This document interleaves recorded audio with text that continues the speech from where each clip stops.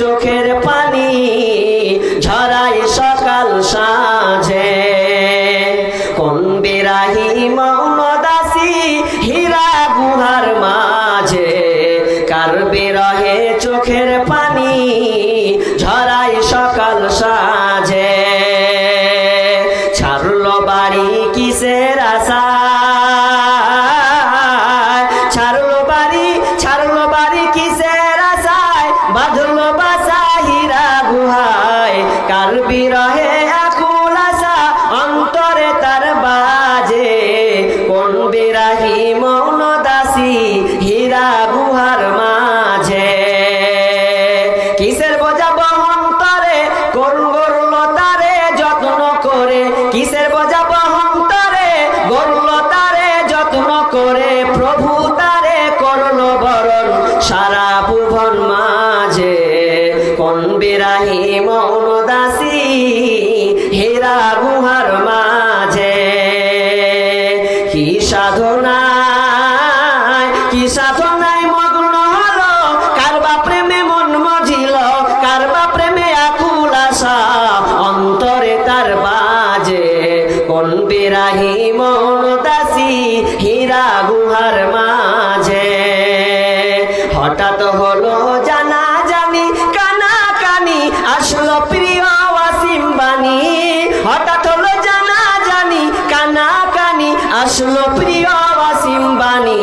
আধার ধরা আলো হলো কোরআন নূরের তাজে, কোন বিরাহী মৌন দাসী হীরা গুহার মাঝে। কোন বিরাহী মৌন দাসী হীরা গুহার মাঝে, কার বিরহে চোখের পানি ঝরায় সকাল সাঁঝে। বিশ্বনবী গারে হীরাতে 6 মাস আল্লাহর আরাধনা করেছেন, দিয়ে আল্লাহ তাআলা আসমান থেকে নবীকে কোরআন দান করলেন।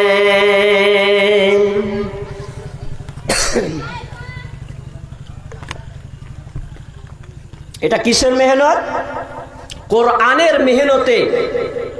কোরআনের মেহনত এটা আল্লাহ তাআলা আমাদেরকে দিলেন।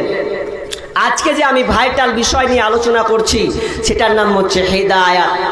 হেদায়াত এমন একটা জিনিস যে হেদায়াত পেল সে সব কিছু পেল। जिसको हिदायत मिली उसको सब कुछ मिली, जिसको हिदायत ना मिली उसको कुछ भी ना मिली।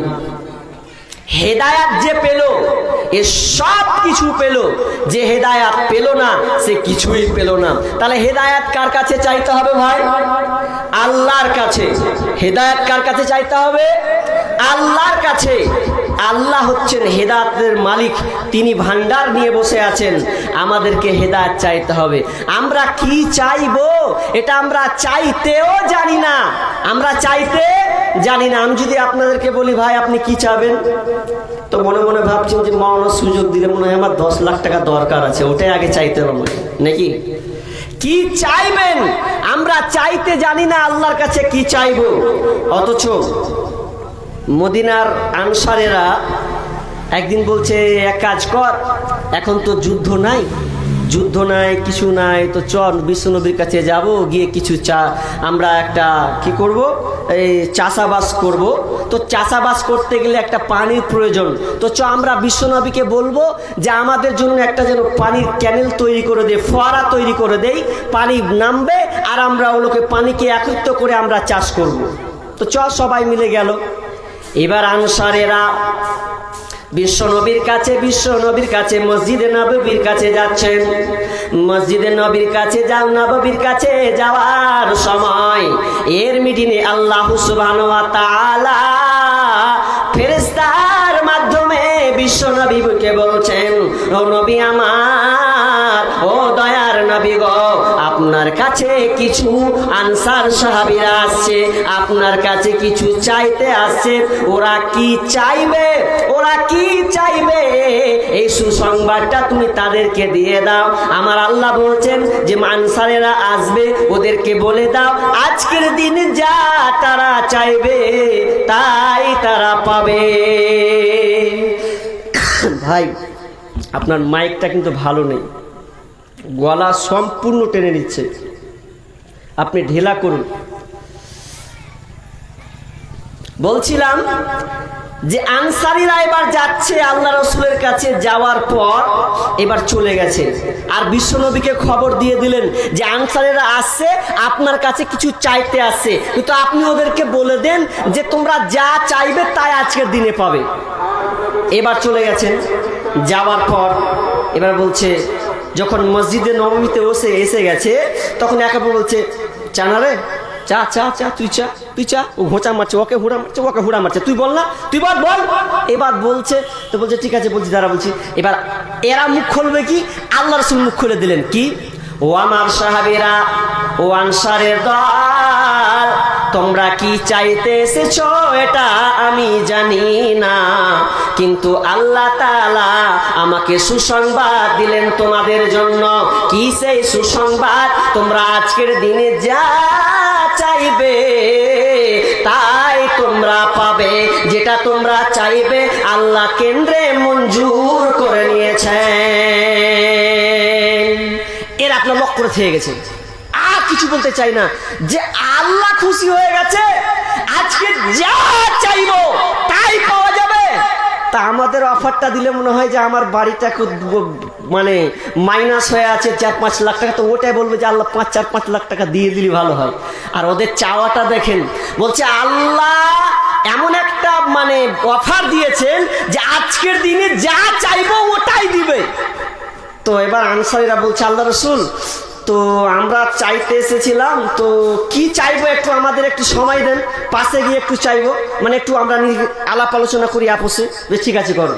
এবার নিজে এরা সাহাবীরা আপোষে আলোচনা করছেন, করতে করতে বলছে যে, একজন বলছে, ইয়া রাসূলুল্লাহ, আমরা চাইতে এসেছিলাম অন্য জিনিস, আমরা চাইতে এসেছিলাম, আমরা চাষাবাদ করতে ভালোবাসি, আর আপনি আমাদের জন্য কেলেনের পানির ব্যবস্থা করে দিবেন, এটার জন্য আপনার কাছে আমরা এসেছিলাম। কিন্তু দয়ার নবী গো, আপনি আমাদেরকে এমন একটা সুসংবাদ শোনালেন যে আমরা ওটা চাইতে পারলাম না। আজকের দিনে আমরা চাইতে এসেছি যাতে করে আমাদের জান্নাতের সামনে ওই ড্রেনগুলো, ক্যালেনগুলো কুল কুল কুল কুল করে যেন পানি বইয়ে যায়, জান্নাতের সামনে ঝর্ণার মতন যেন পানি বয়ে আসে, এটাই আমরা চাই। বিশ্বনবী বললেন, ঠিক আছে, তোমাদের দোয়া কবুল হয়ে গেছে, তোমাদের চাওয়া আল্লাহ কবুল করেছেন। দেখেন কি চাইছে, আমরা চাইতে জানি না। কোথায় তার কাজের জিনিস চাইতে গিয়েছিল, কোথায় জান্নাতের জিনিস চাইতে গেল। আসলে আমরা চাইতে জানি না কি চাইবো। আল্লাহ আমাদেরকে শিক্ষা দিচ্ছেন কি, কোথায় আছে, যেটা আপনি প্রতিদিন পড়েন ওটাতেই আল্লাহ বলছেন, বিসমিল্লাহির রহমানির রহিম, ইহদিনাস সিরাতাল মুস্তাকিম। বন্ধুরে আমার, আমরা নামাজ পড়ি ঠিক আছে, কিন্তু আমরা সূরা ফাতিহা এমন একটি সূরা, যেই সূরা তেলাওয়াত না করলে আপনার নামাজ হবে না। এই সূরা ফাতিহা যদি আপনি না পড়েন তো আপনার নামাজ বাতিল। ইহদিনাস সিরাতাল মুস্তাকিম, আপনি আল্লাহকে বলছেন, হে আল্লাহ, আপনি আমাকে হেদায়েতের রাস্তা দেন। আল্লাহ আমাদেরকে শিখিয়েছেন, বান্দারে তুই আমার কাছে কি চাইবি এটা আমি আজকে তোকে শিখিয়ে দিলাম। ইহদিনাস সিরাতাল মুস্তাকিম, এই হেদায়েত নামক রাস্তাটা তুই আমার কাছে চা। এটা হচ্ছে সবচাইতে দামি ভান্ডার, দামি মাল। কারণ যার হেদায়েত যদি কেউ না পায় হয় সে কোনোদিন জান্নাতের দরজা পাবে না। তার বাড়ি থাকতে পারে, গাড়ি থাকতে পারে, জমি জায়গা থাকতে পারে, সন্তান বিবি ছেলে মেয়ে থাকতে পারে, সে দেশের মন্ত্রী হতে পারে, যদি আমি আল্লাহ তাকে হেদায়েতটা না দিই তাহলে তার দুনিয়াতে কোনো লাভ নাই। এবার আমি আপনাদের সামনে ছোট্ট একটি গল্প ইতিহাস বলছি আপনাকে, হাদিস আপনাকে বুখারীর হাদিস শোনাতে যাচ্ছেন। হেদায়েতটা কত দামি জিনিস, সোজা রাস্তাটা কত দামি জিনিস। বিশ্বনবী ফজরের সালাতের পর, ফজরের নামাজ আদায় করার পর মানে মুসাল্লিদিকের মুখ করে ফিরাতেন আর বলতেন, কে আজকে কে কোন স্বপ্ন দেখেছো বলো। বিশ্বনবী যদি কোনো স্বপ্ন দেখতেন ওই স্বপ্ন তাবির তিনি করতেন, করার পর তিনি ব্যাখ্যা করতেন। অথবা কোন সাহাবী যদি স্বপ্ন দেখতেন তো তিনি আল্লাহ রাসূলকে তার স্বপ্নে তাবির করে নিতেন, ব্যাখ্যা করে নিতেন। একদিন একটা সাহাবী বলছেন, ইয়া রাসূলুল্লাহ, আমি একটা স্বপ্ন দেখেছি, যে স্বপ্নটা তাবির তরজমা ব্যাখ্যাটা আপনি করে দেন, আমি স্বপ্নর ব্যাখ্যা আমি বুঝতে পারি না। এবার বিশ্বনবী বলছেন, ও আমার সাহাবী বলো কি তুমি স্বপ্নে দেখেছো। স্বপ্নটা হচ্ছে, আমি যখন স্বপ্নে দেখলাম পুরো আকাশটা মেঘাচ্ছন্ন হয়ে গেছে, মেঘাচ্ছন্ন হয়ে গেছে, কালো মেঘ ধরেছে, বৃষ্টি হবে এইরকম। কিন্তু যখন মেঘ হয়ে গেল, মেঘ হওয়ার পর আমি ভাবলাম বৃষ্টি হবে, তো বৃষ্টি না, বৃষ্টি হচ্ছে তো আসমান থেকে মধু বর্ষণ হচ্ছে। ওই মধুটা এমন ভাবে পড়ছে আর কিছু লোক দৌড়ে এসে মধুটাকে ধরে খেতে শুরু করেছে। কেউ আবার পেট ভর্তি খেলো, কেউ আবার হাফ খাচ্ছে, আবার কেউ দাঁড়িয়ে দাঁড়িয়ে ফ্যাল ফ্যাল ফ্যাল ফ্যাল করে দেখছে। তার মধ্যে আমি একটা দড়ি দেখতে পেলাম, সোজা একটা দড়ি দেখলাম, যে দড়িটা আসমান থেকে নিচে ঝুলছে। আর ঝুলতে গিয়ে আমি দেখতে পেলাম প্রথম জন চলে গেল, দ্বিতীয় জন চলে গেল, তৃতীয় জন যেমন উঠতে যাবে তার দড়িটা ছিঁড়ে গেল। ওই লোকটা দড়িটাকে গিরা দিয়ে লোকটা আবার চলে গেল, আমার ঘুম ভেঙে গেল। স্বপ্ন এরকম স্বপ্ন দেখেছে। আর আল্লাহ রাসূলের স্বপ্নের ব্যাখ্যা দিচ্ছেন দেখেন তো। আল্লাহ রাসূল ব্যাখ্যা দিবে কি, আবু বকর লুসলুস করছে, দেখবেন কতগুলো মানুষ যখন বসে না, যখন কথা বলা ইচ্ছে করে, হ্যাঁ হ্যাঁ আমি বলবো এরকম বলে না, আর বলার যখন উঠে তখন আবু বকর বলছে যে আল্লাহ রাসূল এই স্বপ্নের ব্যাখ্যাটা আমি কিন্তু বলবো, আমাকে পারমিশন দেবেন? তো পারমিশন, হ্যাঁ বলো। তো আমি যদি ভুল বলি আর আল্লাহ রাসূল, তাহলে আপনি আমাকে শুধরে দেবেন, আমি শুধরে নেব, কিন্তু আমার মন চাইছে ব্যাখ্যা করতে, তো বলো। এবার আবু বকর স্বপ্নের ব্যাখ্যা শুরু করেছেন, আর শুরু করতে করতে বলছেন, ও ভাইয়া, তুমি যে স্বপ্ন দেখেছো, প্রথম স্বপ্নে তুমি দেখেছো যে স্বপ্নটা আকাশকে কালো মেঘে আচ্ছন্ন করে ফেলেছে,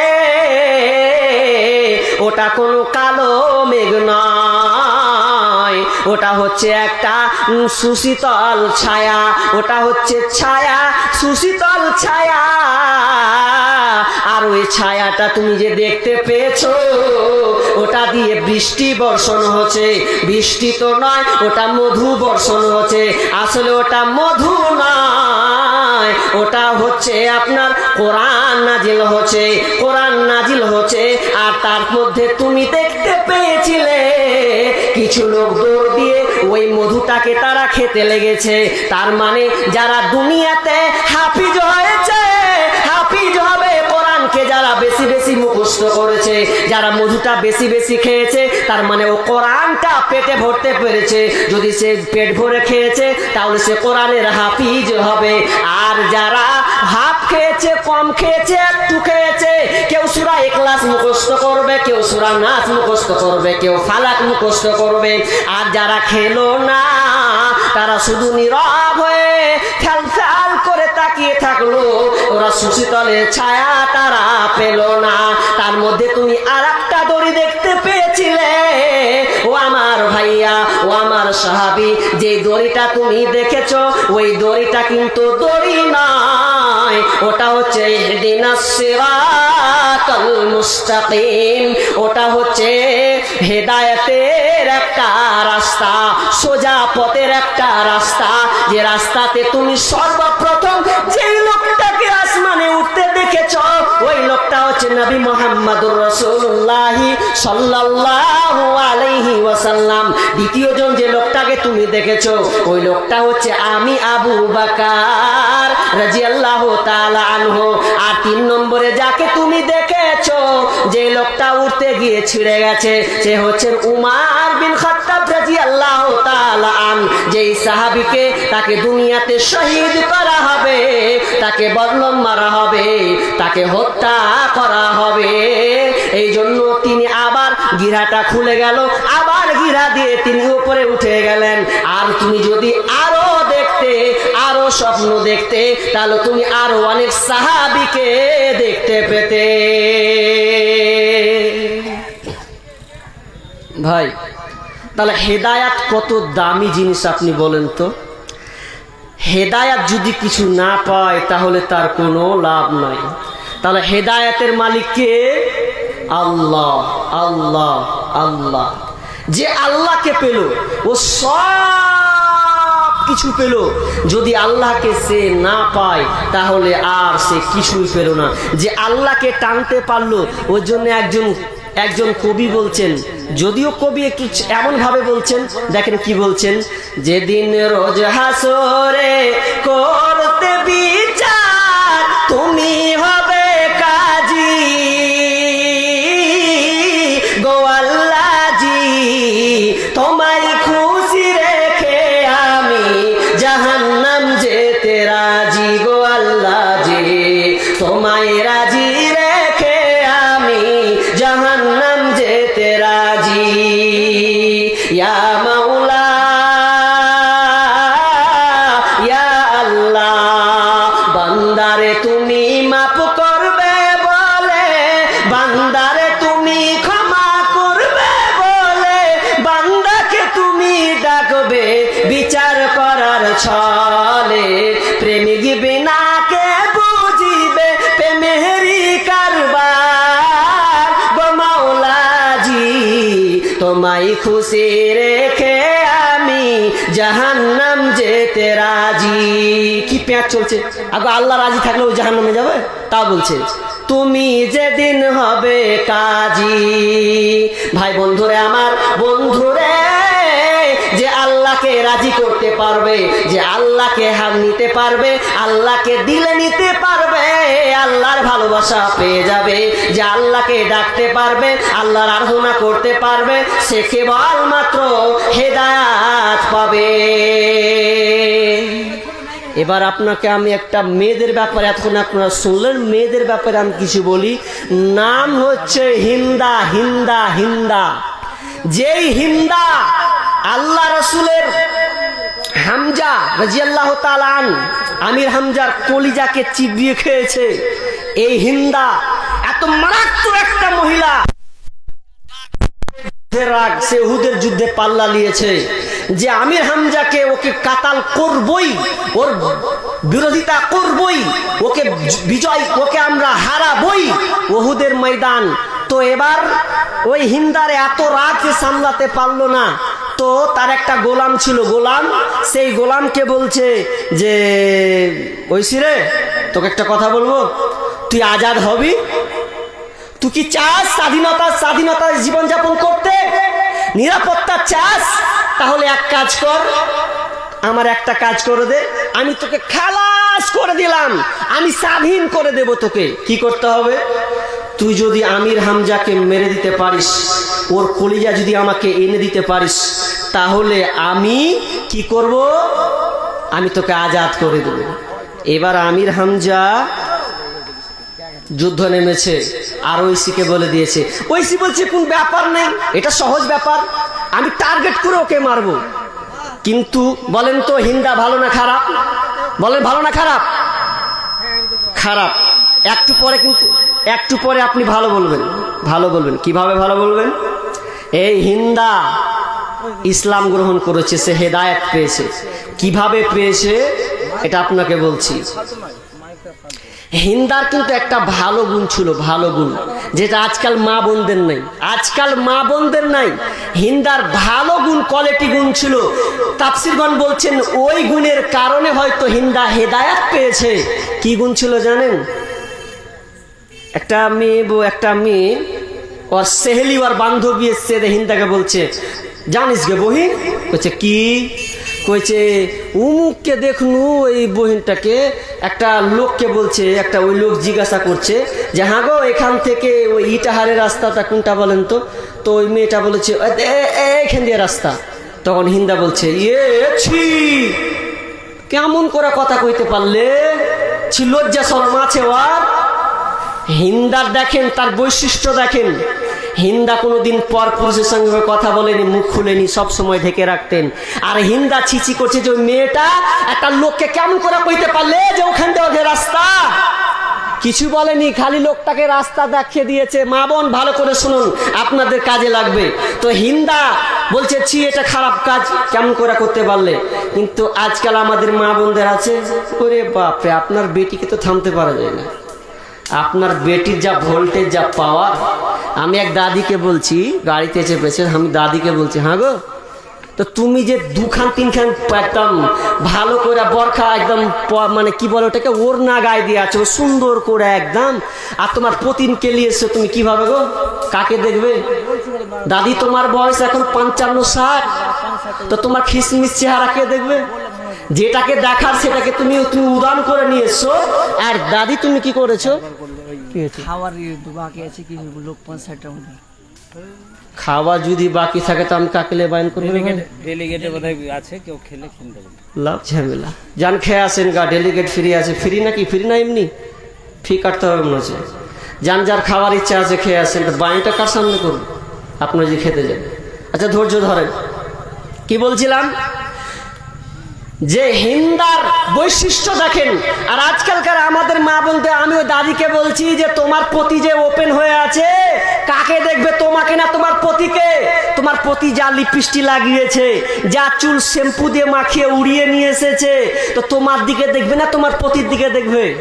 এটা দাদি বেকায়দায় পড়ে গেছে। বেকায়দা পড়লে তো হবে না। আজকালকার শুধু ওই দাদি নয়, প্রত্যেকটা ফ্যামিলিতে ভাইরাস ছড়িয়েছে।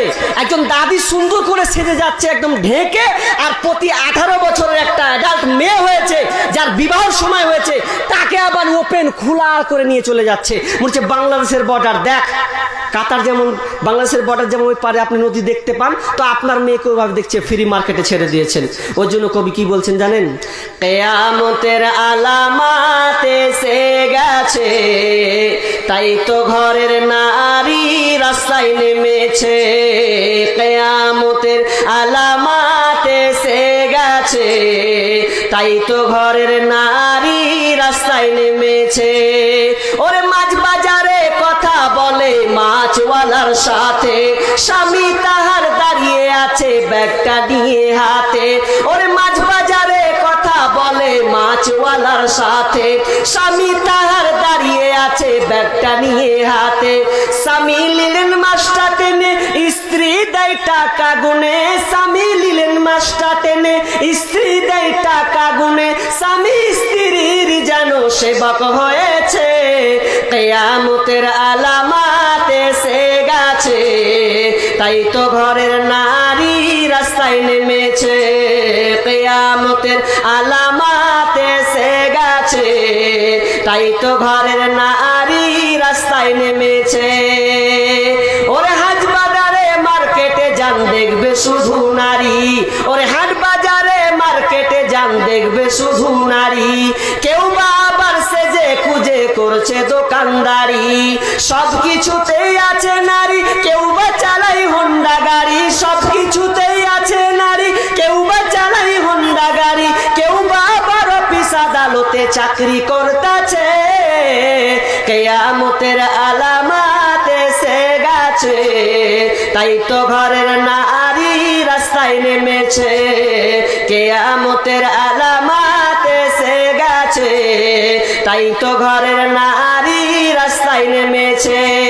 ওরে বরখা পরা বরখা চারা হাট বাজারে ঘোরে তারা। ওরে বরখা পরা বরখা চারা হাট বাজারে ঘোরে তারা। কেউ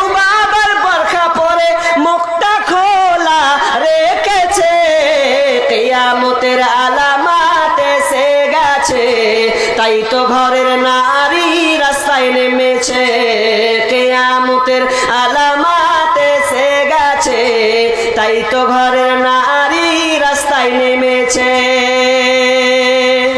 হায় হায় হায় হায়, নারীর মান সম্মান ইজ্জতকে লুটে দিয়েছি, শেষ করেছি। অথচ একজন মুশরিকা মেয়ে হিন্দা যে এখনো ইসলাম গ্রহণ করেনি, তার বৈশিষ্ট্য দেখেন। আর আপনি মুসলিম ঘরের মেয়ে হয়ে, মহিলা হয়ে আপনার চেহারা পর পুরুষকে দেখিয়ে আপনি ওপেন রাস্তায় চলছেন, এর থেকে লজ্জার আর কিছু নেই। অথচ একজন মুশরিকা মেয়ে ইসলাম গ্রহণ করেনি, হিন্দা, সেই হিন্দা বলছে সে একজন মেয়ে, পর পুরুষের সামনে কিভাবে কথা বলতে পারলো? তার একটু লজ্জা হলো না? তার হায়া হলো না? তার মান সম্মান গেল না? একটু বুঝলো না? বিবিকে বাঁধলো না তার? সেই হিন্দা কিভাবে ইসলাম গ্রহণ করছেন দেখেন। একদিন তার হিন্দার স্বামীর বন্ধু হিন্দার স্বামীকে দেখার জন্য বাড়িতে প্রবেশ করছেন, যে হিন্দার স্বামীর সঙ্গে দেখা হবে, বন্ধুর সঙ্গে দেখা করবো, আমার প্রয়োজন আছে। তো একদিন লোকটা ওই হিন্দার বাড়ি ঢুকেছে, হিন্দার বাড়ি ঢুকবে, আল্লাহ কি কাম দেখেন। হিন্দার বাড়িতে যখন ঢুকছে ওই বন্ধুটা, তখন দেখছে যে হিন্দার স্বামী তো বাড়িতে নেই। তো হিন্দাকে দেখছি ও নিজে আপনার কাজে ব্যস্ত আছে, নিজের কাজে ব্যস্ত আছে, এত ব্যস্ত। তো ব্যস্ত হওয়ার পর এবার হিন্দা বলছে, হিন্দা কাজে আছে তো দেখে না, মা যেমন যখন ঈদের সময় আসে তখন সুন্দর করে ঘরকে সাজায়, একদম ল্যাপ কেথা চাদর কেথা সব কিছু পরিষ্কার করে কাজে রত থাকে প্রত্যেকটা মেয়ে বৈশিষ্ট্য। সেই হিন্দা ওই রকমই ঘর পরিষ্কার করছে, আর হিন্দার স্বামীর বন্ধু সেদিন ঘরে ঢুকেছে। আর ঘরে ঢুকে এবার ওই বন্ধু দেখছে যে বন্ধু তো নাই, আর হিন্দা দেখছি কাজে ব্যস্ত আছে, তোকে কি আর কি বলবো। তো এখান থেকে বেরিয়ে চলে যায়। আর বেরিয়ে যখন চলে যাচ্ছে, তো যাওয়ার পর আল্লাহ কি কাম দেখেন, বাড়ি থেকে যেমন বের হবে এক পাঁচও কাটে ফেলেছে, আর ওই সময়তে হিন্দার স্বামী বাড়ি ঢুকে গেছে। আর যেমন ঢুকা কাজ খারাপ হয়ে গেল, উল্টাপাল্টা কেস। কি উল্টাপাল্টা কেস জানেন? এবার হিন্দার স্বামী বলছে, কি ব্যাপার, আমি বাড়িতে নেই আর আমার বন্ধু আমার কাছে স্ত্রী আমার বন্ধু আমার স্ত্রীর কাছে এলো রে, আর হুঁ করে ওই চলে গেল। নিশ্চয় গড়বড় আছে, গন্ডগোল কিছু আছে, নইলে আমি নেই আর ওই আমার বন্ধু হিন্দার কাছে আসবে, নিশ্চয় গোলমাল আছে, তাছাড়া কিছু নেই। এবার হিন্দা তার স্বামী হিন্দাকে বলছে, বল বল কিসের জন্য ছিল, বল কিসের জন্য ছিল, বল। এবার বলছে, কে ছিল? বলছে, কই পাইতারামু করছো? হ্যাঁ, তুমি এখনি দেখলাম এলো, আর তুমি বলছে কি কাউকে দেখুনি? মানে বলছে, বিশ্বাস করেন লাত উজ্জার কসম খাচ্ছি, আমি দেবতার কসম খাচ্ছি, আমি বলছি স্বামী আমার সঙ্গে কারো দেখা হয়নি, আর তোমার বন্ধু এসেছে এটা আমি জানি না, এটা আমি দেখিনি। এবার হিন্দা স্বামী বলছে, না তুই অঘটন ঘটিয়েছিস, তোর কথা শুনবো আমি নেই, আর তোরা দুজনা একসাথে আছিস, আর তোর সাথে গন্ডগোল হবে না? মানে নিশ্চয় হয়েছে। এবার হিন্দা স্বামী বলছে, হিন্দা তোমার কথা শোনা যাবে না, তোমরা দুজনেই ছিলে ভেতরে অঘটন একটা ঘটিয়েছো, অতএব আমি তোমাকে নিয়ে আমি সংসার করব না, আমি আর তোমাকে নেব না, আমি তোমাকে তালাক দিয়ে দেব। এবার হিন্দা বলছে, স্বামী আমার, আমি তোমার পায়ে পড়ি গো স্বামী, তুমি আমাকে ভুল বুঝিও না, তুমি আমাকে তালাক দিও না, আমি কোনো অন্যায় করিনি, তোমার বন্ধুকে আমি দেখিনি, তার সঙ্গে আমার আলাপ হয়নি, কোনো কথা হয়নি, তাকে আমি দেখি নাই, আপনি ভুল বুঝে আমাকে তালাক দিন না। কিন্তু হিন্দা স্বামী বলছেন, না আমার জায়গা তোকে আমার আজ্ঞায় আমার বাড়িতে তোর জায়গা হবে না, আমি তোকে নিয়ে সংসার করব না, আজকে আমি তোকে তালাক দিয়ে দেব। স্ত্রী কেনে আত্মহারা হয়ে যায়, না স্বামী আপনি এ কাজ করবে না। সমাজের লোক এলো, সমাজের লোক এসে একটা বিচার ফাইসালা করলো, আব্বা চাচা ভাই বোন আত্মীয় স্বজন এসে বসেছে, শ্বশুর বাড়ির দল এসে বসেছে, আর বলছে কি হয়েছে বলো, কেন তুমি ভাত খাবে না? ও তো ভালো মেয়ে, ও তো দাবি করছে, ও তো বলছে আমার সঙ্গে দেখা হয়নি, আমি ওর সঙ্গে কোনো আলাপ আলোচনা হয়নি, আলাপ তো দূরে মানে খারাপ দূরের কথা, তার সঙ্গে ব্যভিচার করা তো দূরের কথা, আমার সঙ্গে সাক্ষাৎ পর্যন্ত হয়নি। স্বামী এবার হিন্দা স্বামী বলছে, না না, এটা আমি কারো কথা শুনবো না, আমার ব্রেন মানতে পারে না, আমার ব্রেন একটু বোঝে না, আমি হিন্দাকে নিয়ে সংসার করব না। ভাই বুঝায়, গ্রামের লোকেরা বুঝায়, শ্বশুরে বুঝায়, বুঝে না। শেষমেশ একটা লোক এসে বলছে, দেখ রে ভাই দেখ, আমি শেষে একটা বুদ্ধি দিচ্ছি, একটা কাজ কর, দূরে গিয়ে চলে যা একটা কবিরাজের কাছে। যেই কবিরাজটা, যেই জ্যোতিবাবুটা, যেই জ্যোতিষী যা হাত দেখে বলে দিবে কে ভুল করেছে আর কে অন্যায় করেছে। যদি তোমার স্ত্রী অন্যায় করে থাকে তো কাহিন হাত দেখলেই বুঝে নেবে, ও তোমাকে বলে দেবে। এবার হিন্দা স্বামী বলছে, তাহলে আমি এটা মেনে নিলাম, এটা আমি শুনলাম, এটাই আমার লাস্ট চূড়ান্ত, এটাই যেটা ফাইনাল হবে ওটাই আমি মেনে নেব। এবার হিন্দা আর হিন্দার স্বামী চলে গেল একটা দূরে পারে দিয়ে, এবার কাহিনের কাছে চলে এসেছে। কাহিন তখন এবার হাত চালাচ্ছে, হিন্দা হাত চালাচ্ছে।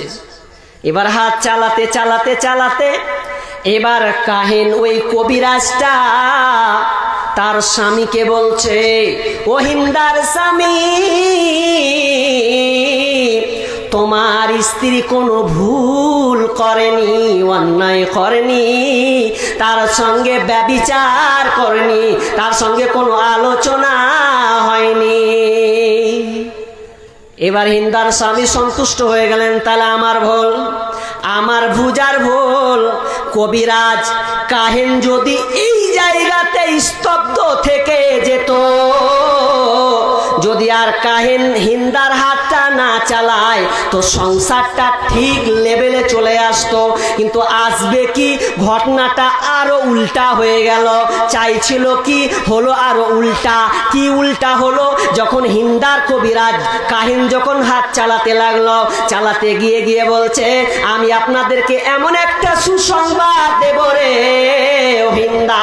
কি সুসংবাদ দেবে? যে সুসংবাদটা হচ্ছে তোমার পেটে একটা সন্তান আসবে, যেই সন্তানটা হবে রাজা বাদশাহ, রাজা সে হবে, সে একটা বীর যোদ্ধা হবে।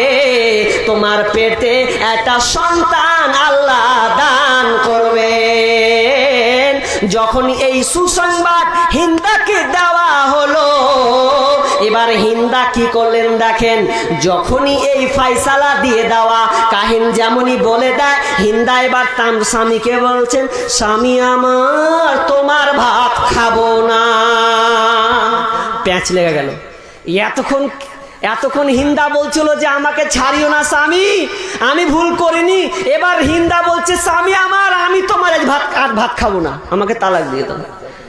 এবার তো হিন্দা স্বামী বলছে, ও হিন্দা রে, তুমি প্রতিশোধ নিতে চাও?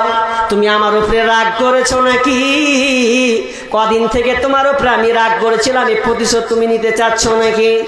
হিন্দা বলছে, না স্বামী আমার, আমি কোনো প্রতিশোধ নিতে চাই না, আমি কোনো বিপরীত আপনার সঙ্গে কোনো পক্ষ লড়াই করতে চাই না।